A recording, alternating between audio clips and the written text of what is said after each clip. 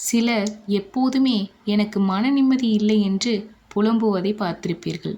ஆனால் அவர்கள் கடைசி வரை நிம்மதியை தேடிக்கொண்டுதான் இருப்பார்கள், அடைய மாட்டார்கள்.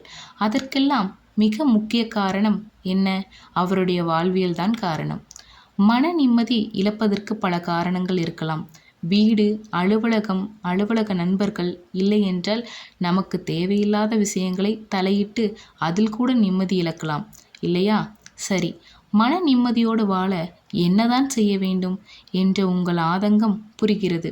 உங்களுக்கு மன நிம்மதி எளிதில் கிடைக்க வழி செய்யும் இந்த குறிப்புகள். உங்கள் உணர்வுகளை வெளிப்படுத்த யாரும் இல்லை என நினைக்கிறீர்களா? அப்படியென்றால் மனத்துடன் பேசுங்கள்.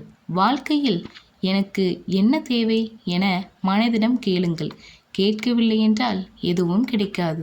பொதுவாக 50 வயதுக்கு மேல் மன நிம்மதி இல்லை என்று சிலர் புலம்புகிறார்கள். அதற்கு என்ன காரணம்?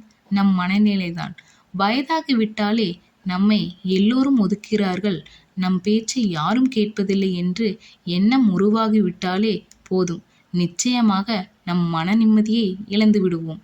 மனதில் கோபம், வெறுப்பு ஏற்படும் போது யாரிடமும் பேசாதீர்கள். வெறுமனே கண்களை மூடி உங்களை சுற்றியுள்ள சத்தங்களை கேளுங்கள்.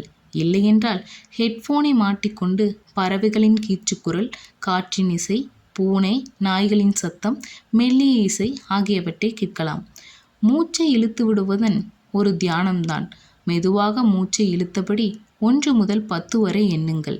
மீண்டும் 10 முதல் 1 வரை எண்ணியபடி மூச்சை மெதுவாக விடுங்கள். புதிய காற்று, சூரிய ஒளி, தண்ணீர், உணவு, குழந்தைகள், மலர்கள், சாக்லேட், வாழ்க்கை பாடங்கள், புத்தகம், செல்லப்பிராணிகள், நடைப்பயிற்சி, நடனம், தூக்கம் இவையெல்லாம் உங்களின் மன இறுக்கத்தை போக்கும் அற்புத மருந்துகள். தோல்வி உங்களுக்குள் எதிர்மறை உணர்வுகளை உண்டாக்கலாம். ஆனால் தோல்வியடையாத மனிதர்களே உலகில் இல்லை. தோல்வியே இல்லை என்றால் எப்படி உங்களால் கற்றுக்கொள்ள முடியும்? நீங்கள் தோல்வி அடையவில்லை, உங்கள் முயற்சிதான் தோல்வியடைந்தது என நினைத்து கொள்ளுங்கள். மனத்தளர்ச்சி ஏற்படும் போது கண்களை மூடி நான் வலிமையானவன், நான் கோபப்பட மாட்டேன் என கூறிக்கொள்ளுங்கள். இது தவறான எண்ணங்களை நோக்கி உங்கள் மனம் செல்வதை தடுக்கும். இன்னும் உங்களுக்கு பிடித்த மாதிரி சொல்ல வேண்டுமென்றால், தொலைக்காட்சியில் குழந்தைகள் பார்க்கும் கார்ட்டூன் சேனல்களை 1 மணி நேரத்துக்கு பாருங்களேன். உங்கள் மனது எவ்வளவு லேசாகிறது என்பது நீங்களே உணர்வீர்கள்.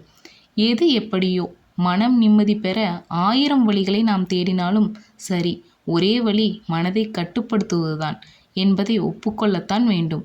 மனதை அதன் வழியில் விடாமல் நம் வழி அழைத்துச் செல்வோம். மன நிம்மதியோடு வாழ்வோம்.